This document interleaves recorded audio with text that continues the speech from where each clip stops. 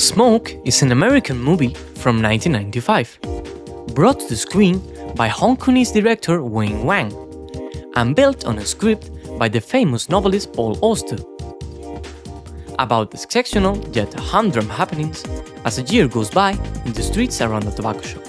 The feature is a cult classic, and great respect is due to its wholesale bet on an usage of symbolism that, rejecting the pretensions of the great themes, plays its game in the shadows, becoming mixed with the seemingly mundane and thoughtless aspects of the world aesthetic.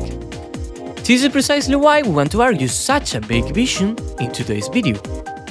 In short, we propose that Smoke is Auster and Wang's attempt to expand on the philosophy of Lao Tse, which they both revere, by having the plot and aesthetics verse on the role that the Western idea of truth could hold in a Taoist ethics. So, how does the film go about it? For starters, the entire setting intends to make us understand that Taoism is the framework of play in this world. Three key axioms of Taoist philosophy are portrayed. At first, the general tone and space of the plot suggest, within the decadentism characteristic of Paul Auster, a world engulfed in angst or disquiet, just like the Taoist sage sees the busy world of the rulers, the hoarders, and the ambitious.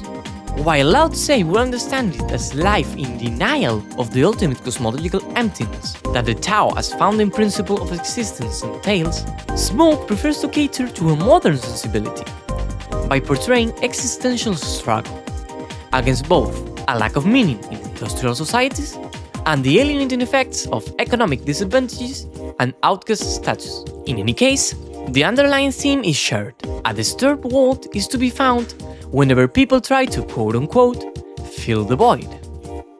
As the Tao Te Ching put it, it is precisely in the empty space between spokes that the wheel of life, fortune, progress finds its ability to keep on turning. Furthermore, the film is Taoist in that it asserts the use of intelligence as a trap, a non-solution to the present anguish. It's by this light that we're able to understand how the most cultured individuals in the borough, the writer Paul Benjamin and the tobacconist Augie, also happen to be the unhappiest and most downtrodden or stuck individuals. If anything, intelligence is to be kept in stalemate, through a suspension of judgment in keeping with the tradition of radical skepticism, as is shown to us in Augie's lesson to Jimmy Rose. Instead, the individual makes the most out of his introspection when he turns towards contemplation, symbolized with such strength in Augie's perpetual project of photographing his street every morning and seeing people, seasons and years come back and forth. Secondly, Smoke is Taoist in that it affirms weakness, frailty or unkempt-ness as signifiers of virtue, opposite the Platonic association of the beautiful, strong and clean with goodness. While Lao Tse shows the exaltation of unusual figures like babies or wooden logs, the film portrays its innovative virtue ethics by having the characters be at their most virtuous when they have acquired wounds. Some of them are physical, such as in Rose's patch, as we are introduced to her as the archetype of Augie's lost idyllic past, or Cyrus's prosthetic arm and the role it plays in his redemption and vital restart. But some are also psychological, such as Rashid's vulnerability and somewhat childlike character, combining innocence with mischief.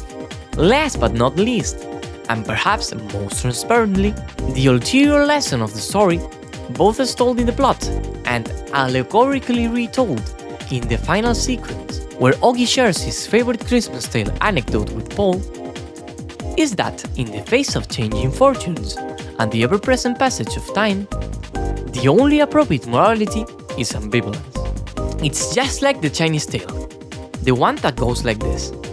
One day, the old man on the border lost his only horse, and the neighbors went to his house to comfort him. But he, neither sad nor worried, said, "Bad luck?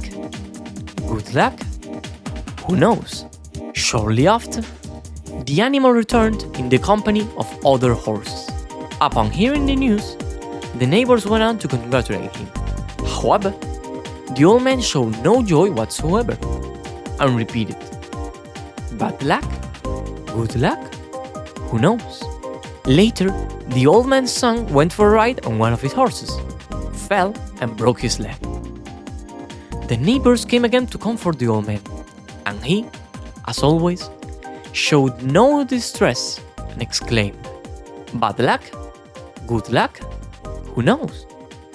Given these ethico-aesthetical choices, we already have within the Taoism exhibited in Smoke an outset to answering the role of truth in ethics. At the same time that, opposite the moral intellectualism of Orpheus, Pythagoras, and Socrates, among many others, the pursuit of capital T truth is evil, but the character of truth in itself is morally neutral, neither good nor evil. A well-known characteristic of both Eastern philosophy and the post-structuralist literary theory that Paul Auster participates in is non-dualism. This means the open sabotage or rejection of the binaries that Western thought has suffered since the beginning of philosophy. Such distinctions, they claim, are perpetuated not just to reduce the world's complexity down to a schema that reason can understand, but to submit to reality to what Jacques Derrida called logocentrism, with the political consequence of a triumph of reason and fear of divinity over emotions, senses, and customs. To be specific, the binary being rejected by Smoke is one that pits truth against falsehood, in precisely this realm of quote-unquote reasoned politics. It happens to be a classical dichotomy, once dominated by Plato's proposal of a noble lie, that brings people closer to social harmony, but eventually disputed by Kant and his categorical imperative, which rejects lying in all contexts, due to the effects it would have if it became everyone's course of action. But Smoke has far more than critique up its sleeve. It is concerned with philosophical and aesthetic reconstruction. Auster and Wang, despite siding with Taoism in affirming that truth itself is a moral neutrality, seem to want to make us see that truth is still of moral relevance, not because of any inherent quality or due to political utility, but because it has an unimaginable interpersonal value. They are not the first ones to notice this. Michel Foucault's later work dealt with a mostly abandoned Greek concept called phoresia, roughly meaning to speak truth to power. Rather than believe that the powerful can be persuaded, Foucault's interpretation of phoresia is that it is a signifier, a display of the power a community of oppressed peoples have when a bond of truth-telling is built among them outside the ruler's control. It's a bond that is synonymous with solidarity and revolutionary retellings of reality, and thus the groundworks for the emancipation from all power that Lao Tse proposed millennia before anarchism. Because yes, it all goes back to the East. Going beyond Taoism, Smoke seems to emulate the ethical developments of Confucianism, where morality is often understood in terms of Ren. The highest of all virtues, Ren is embodied in those that are able to act with humanity, compassion, and altruism. In Smoke, almost everybody seems to, in their way, aspire to become Yan Si, the archetype of a gentle or honest person who exhibits Ren. At last, a new avenue of thought opens up from this sophisticated outlook, one that proposes a model like that of Carol Gilligan's Ethics of Care. Truth's value is situational, and the situations where it is of value are those where it can amend, where it can fix what became broken and heal open wounds. As for lies and ambiguity, the post-ironic and skeptical outlook of these characters make possible a noble use of it. Yeah, a recuperation of Plato's noble lie. But instead of finding value in political manipulation and requiring widespread belief to take effect, Smoke's noble lie is conceived as a lie or half-truth that, in any case, is noble because of how it is expressed. The true meaning of performativity, this word that has been lost in a sea of people pretending to be what they aren't, is that discourse can be judged not just for its contents, but also for what it is able to do, what sentiment and action it provokes in performing our crowd alike. When a story is told well, it becomes a tale, a close cousin of the myths that ancient humans used to explain the world with. When an artist manages to hit the spot, to really move the audience to the place it decides them to project themselves onto, he achieves the production of realities. In this, and no other way, can untruth be more.